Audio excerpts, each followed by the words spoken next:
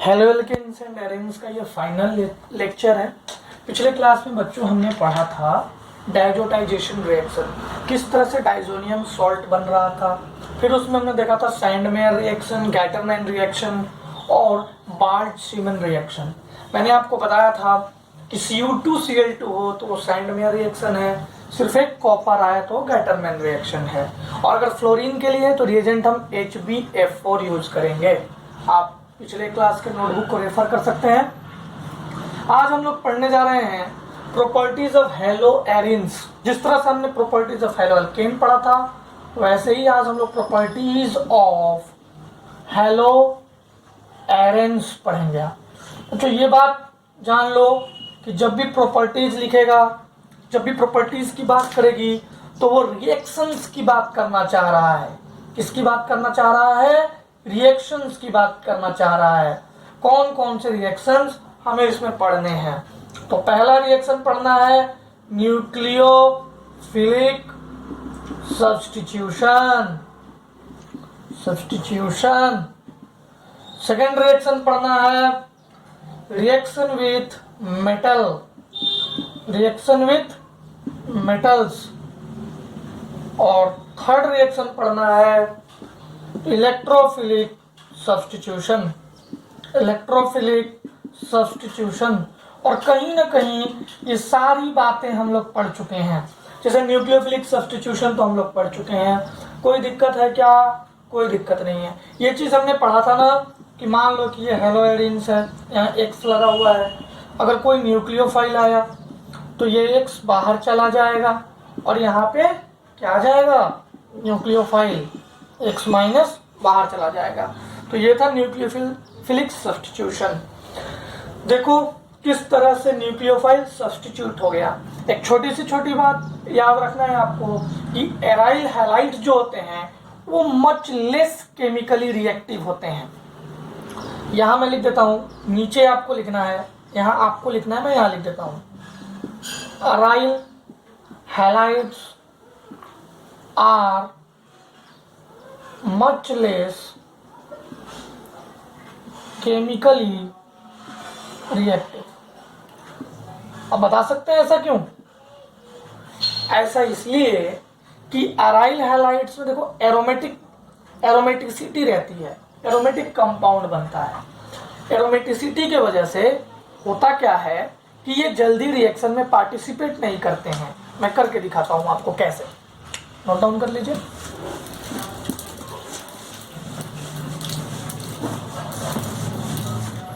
देखिए, मान लीजिए कि यहाँ पे X है तो इसका लोन पेयर तो होता ही है। जो हैलोजन लेंगे उसका लोन पेयर तो होगा ही। ये लोन पेयर रेजोनेंस में चला गया, तो जिसकी वजह से ये जब रेजोनेंस में जाएगा तो ये निकलना नहीं चाहेगा। Do not want to release. पहली बात समझ में आ गई। और दूसरी बात, X जो CX बॉन्ड है, जो CX बॉन्ड बन रहा है वह sp2 हाइब्रिडाइज्ड बन रहा है, डबल बॉन्ड की वजह से हाइब्रिडाइज्ड। और sp2 में %s कैरेक्टर बढ़ गया तो इलेक्ट्रोनिगेटिविटी भी बढ़ गई। तो इलेक्ट्रोनिगेटिविटी बढ़ जाने से it will keep more electronegative atom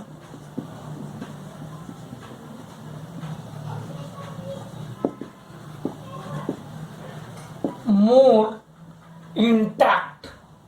ये इसको पकड़ के रखना चाहेगा, ये छोड़ना नहीं चाहेगा इसको। जब ऐसा हो जाएगा बच्चों, जब ये पकड़ के रखेगा, इसे छोड़ना नहीं चाहेगा, तो वैसे कंडीशन में हम क्या करेंगे? बोलो। वैसे कंडीशन में बच्चों ये केमिकली लेस रिएक्टिव हो जाएगा। बहुत ज्यादा टेम्परेचर वगैरह देंगे तो ही रिएक्शन में पार्टिसिपेट करेगा। ठीक है, चलो हो गया। अब चलो सब्स्टिट्यूशन बाय OH देख लेते हैं। मैक्सिमम केस में यही चीज देखने को मिलता है, तो बाकी सब्स्टिट्यूशन के लिए लेस रिएक्टिव होता है। ये तो आपको समझ में आ गया। सब्स्टिट्यूशन बाय OH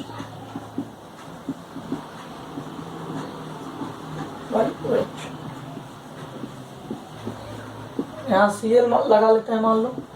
ये NaOH है। देखो टेम्परेचर कितना देना पड़ रहा है। एक्वस NaOH ले लेते हैं 627 केल्विन या 23 केल्विन का टेम्परेचर मैंने दिया, प्रेशर भी बढ़ा दिया 300 atm। निकला क्या H2O और NaCl। H2O और NaCl निकाल देंगे, हमें मिलेगा क्या, हमें मिलेगा क्या बच्चों, ये देखो ONa सोडियम फेनॉक्साइड आयन मिला। अब इसमें से एसिडिफिकेशन करो, इसका एसिडिफिकेशन करेंगे तब जाके यहाँ पे फिनॉल मिलेगा हमें, फिनॉल। देखो कितना टेम्परेचर देना पड़ा सब्स्टिट्यूशन कराने के लिए। सब्स्टिट्यूशन आसान नहीं होता है। यहाँ से आप एक बात समझ सकते हैं कि सब्स्टिट्यूशन इज नॉट इजी। इसको हम डॉज प्रोसेस कहते हैं। क्या कहते हैं बच्चों, डॉज प्रोसेस। इस प्रोसेस को याद रखिएगा। इसमें रिएजेंट क्या था, NaOH aqueous 623 kelvin 300 atm pressure. ONa आया, उसका हम एसिडिफिकेशन किए। यहाँ तक किसी को कोई दिक्कत, इसका मैकेनिज्म ज़्यादा इम्पोर्टेंट नहीं है, मैकेनिज्म में आप ज़्यादा जाने की कोशिश मत कीजिएगा, बस समझिए कि निकलता है वाटर, NaCl निकाल दो, हमें मिलेगा फेनॉक्साइड आयन, तो उसको हम एसिडिफाई करेंगे तो हमको फेनॉल मिल जाएगा। समझ गए? ओके।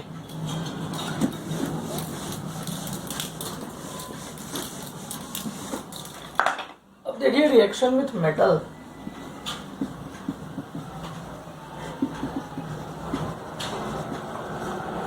मेटल के साथ रिएक्शन, ये सारी बातें पढ़ा चुका हूं।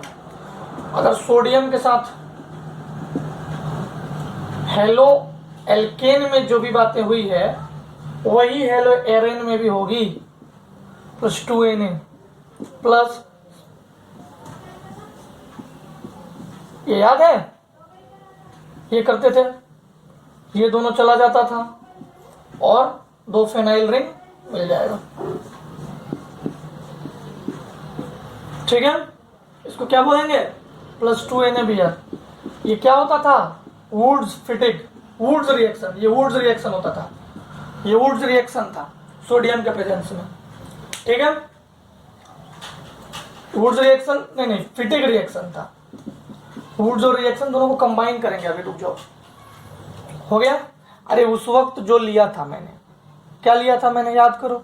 उस वक्त मैंने क्या लिया था, यहाँ पे हेलो एल्केन था, यहाँ पे हेलो एरेन ले रहा हूँ, बाकी फाइनल प्रोडक्ट वही आ रहा है। वहां भी Br 2NaBr हो जाता था और ये दोनों आके मिल जाते थे। तो यहाँ CH3 है तो C2H6 हो जाता था। समझ रहे हो? ठीक है। अब वुड्स फिटिक किया तो देखो ये फिटिक हो गया, हेलो एरेन Br प्लस 2Na। और वुड्स के लिए क्या लेंगे भाई, वुड्स के लिए क्या लेंगे, Br और कोई हेलो एल्केन, मान लो CH3 ले लिया। तो ये दोनों मिल गए। मिलने के बाद क्या हमें मिला, CH3। ये इसका और ये इसका। सिर्फ ये आता था तो वो वुड्स था। अगर ये और ये दोनों कंबाइन आ रहे हैं मतलब एरेन्स वुड्स और ये फिटिक, इसीलिए इसका नाम पड़ा वुड्स फिटिक।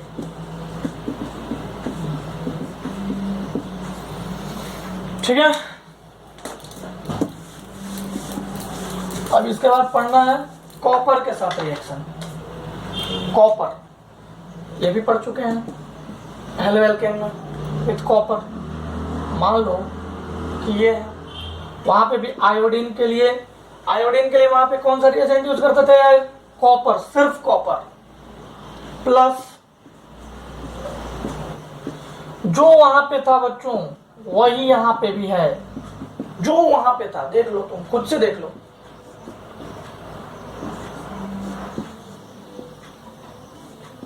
बाइफेनाइल बन गया, बाइफेनाइल प्लस 2CuI। देखो ये Cu, इसका I, इसका Cu मिलकर 2CuI।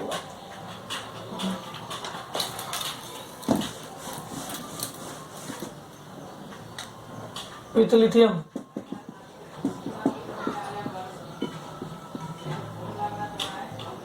Br प्लस 2Li, और ये सारा रिएक्शन ड्राई ईथर के प्रेजेंस में हो रहा है, ठीक है ना।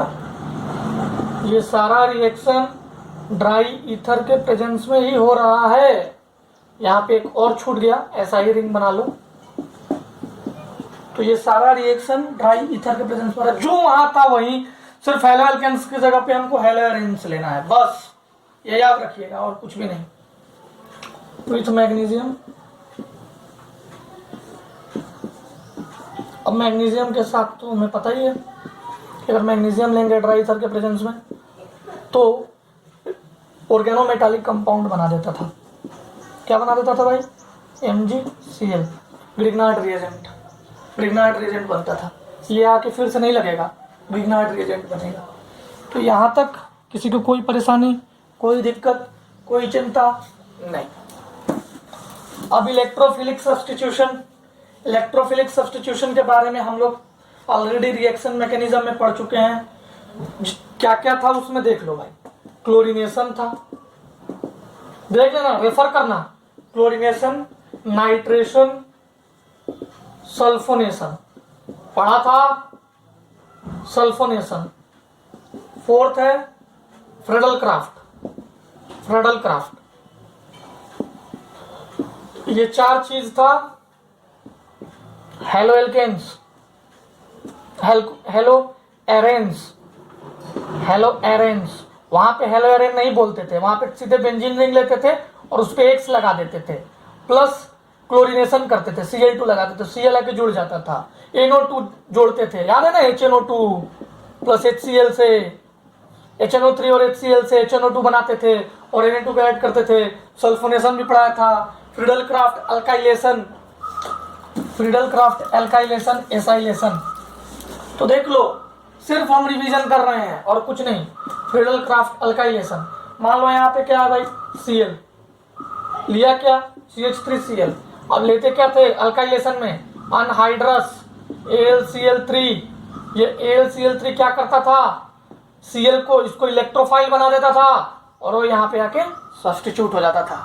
एसाइलेशन में एसाइल ग्रुप लेते थे, Cl प्लस एसाइल ग्रुप,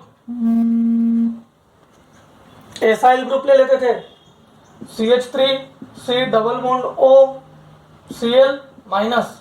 अब ये Cl AlCl3 के साथ जुड़ गया, इस पे प्लस आ गया, ये इस पे अटैक किया, ये बाहर गया, याद है ना। तो फ्रीडल क्राफ्ट और ये C double bond O CH3, ये फ्रीडल क्राफ्ट रिएक्शन हम लोग पढ़ चुके हैं।